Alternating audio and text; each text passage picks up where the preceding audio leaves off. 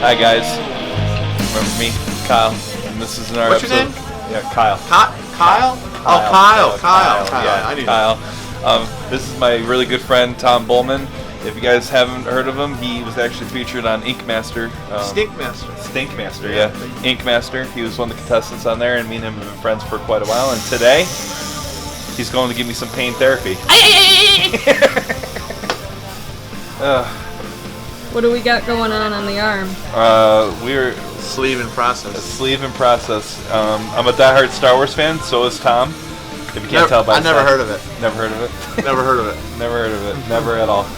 And we came up with the idea of doing a Boba Fett escaping the Sarlacc pit, and The classic. the classic. Pop quiz hotshot. What's the real name of the Sarlacc pit? Only the locals in Tatooine would know. Something knack. It's a gorge knack, I think it was. It has an ack at the end. Not a real fan. No, that's not true. It's the Pit of Harkoon. That's Pit of Harkoon? Yep. I thought it was something Gorshnak. I thought that's what C-3PO said when he was introducing the Sarlacc pit. Well, that might be true, but it's the Pit of Harkoon. The Pit of Harkoon, yeah. You ready? Yeah, I'm ready. It's just like riding a bike. You never forget how to get stuck with needles. Oh, yeah. I mean, I was a musician before I was a tattoo artist, and but I always drew.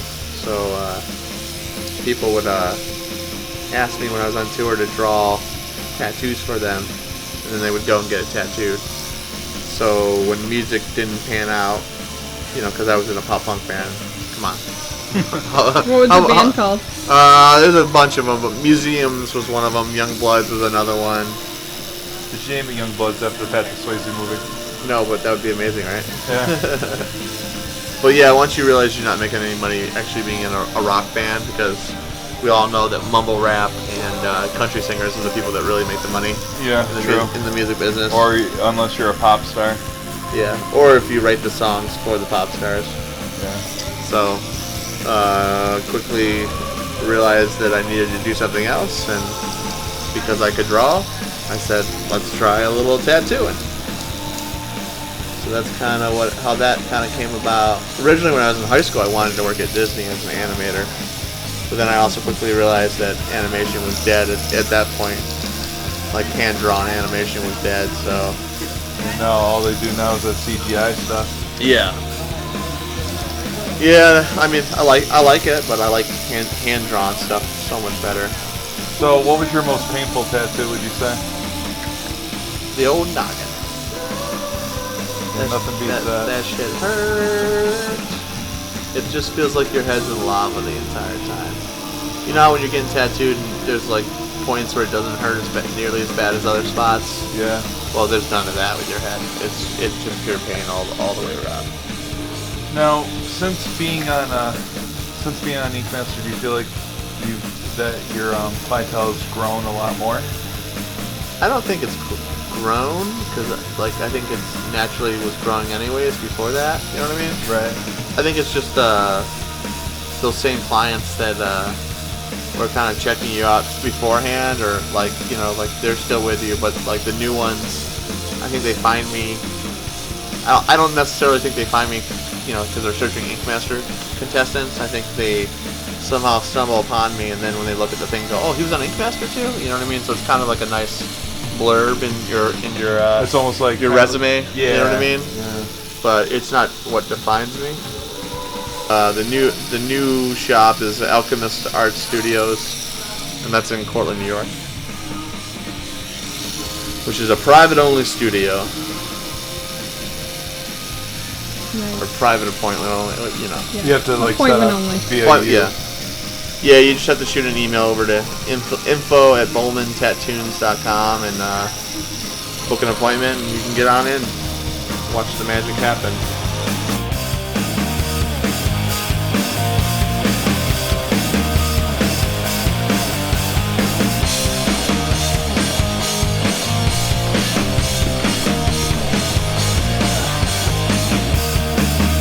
They've been asking me for a couple of years, and every time I kind of just, I didn't say no, but I was like, okay, well, just get a hold of me, and then I never hear anything.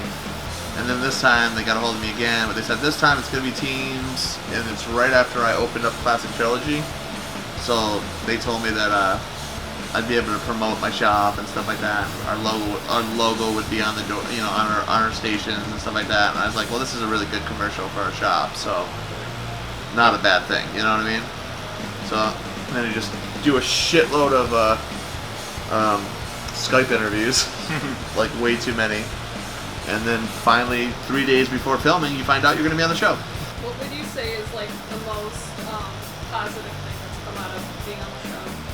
I've got to meet a lot of really cool, like, new people. Like, first of all, like, all the artists that were on the show, we're all, like, really good friends, and we all talk to each other. There's a really good camaraderie there. But then on top of that, just, like, at conventions, like, people will come up and say, hey, I really like you on the show, and I really like your work, and yada, yada, yada. And that's really cool. I definitely enjoy that. Have you had any negative experiences? No, just everybody saying, oh, I think you got screwed. You know? So. Do you feel you got screwed? Yeah, but, I mean, that same team went home the next episode, so it's not like...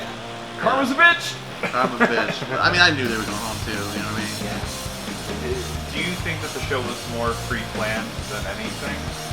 No, I mean, well, I think they have an idea of who they want to go to the end. I don't think it's not scripted by any means, but that you could tell who the producers are kind of hoping they're kind of like really like swaying perspective or judging. It's like, yeah, you might want to push these guys forward. They say that they don't, but you do. I know it. But I mean, your time limit is your time limit. You know, everything else is real. You're stuck in a pressure cooker, so those fights are real. It's not like they're fake, you know? Right. So. Have you received hate from being on the show? Like, have you had, like, a lot of, like, trolls, like, trolling you?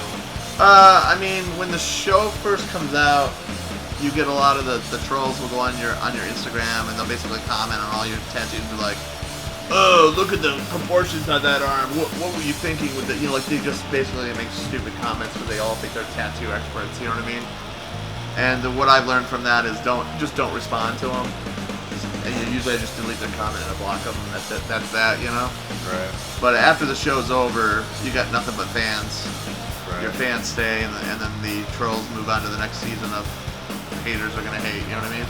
Now, if Ink Master was to give you an opportunity to come back for a redemption episode, would you do it? Yeah, I'd do it.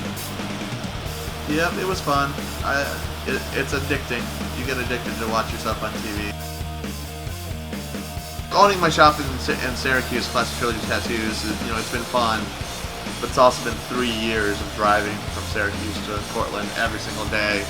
And on top of that, there's plenty of days where there's traffic on the road, on 81, or, if it's the winter, a 45-minute drive can turn into 2 hours to get home one way, you know what I mean? So that got old really fast. And then while Josh's season was going on, I was basically just telling him, like, hey, I think I'm just going to open a private studio in Cortland, because I hate driving back and forth to Syracuse now, and I also need to be closer to my family. And then Josh was like, well, I think I might be, leaving where I'm at, doing a private studio too. And I said, and then he suggested, let's do it together. And I said, okay, sure. I take this opportunity as a chance to learn some stuff.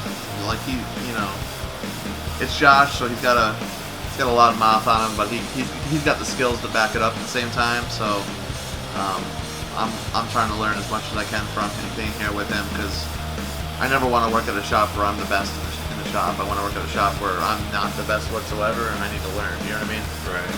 So with Josh, that was a good selling point, because I get to learn a couple new things. The transition has been flawless. And I also just launched a new website, so that kind of helps with the transition a little bit too. But so far so good, and nobody's really complained once we sent them an email saying, hey, your appointment's going to be in Cortland instead of Syracuse, and everyone's like, yeah, that's cool, whatever. So thank God for that. So 2 people that used to be on Ink Master together again. I want to thank Thom for sitting in with us on an interview. Thank you again, my friend. Appreciate no problem, brother. Doing it with me. It was a blast. As always. But if you want, why don't you put in like a 45-second plug for your shop and everything? Well, you know how much I love plugs. If you get a chance, come on down and check out Instagram. You can check out Bulman_tattoos. You can check out Alchemist_artist_studios. And that's for the shop here in Cortland, New York with me and Josh Payne. You can check out Josh Payne Tattoos. And that's also on Instagram. Got a whole new website at Bulman Tattoos. If you're looking to book any time with me, go on there. It's totally integrated. You can book your own appointments, literally pick the day and the time. It's the perfect thing. So I want to thank Kyle and everybody for doing an amazing job. This is a cool video. All right, guys. Well, again, you heard it from the man himself, Thom Bulman, Ink Master Season 9. Stinkmaster. Stinkmaster. But again, thank you guys so much for tuning in. I'm Kyle, and this was the Kyle Chronicles.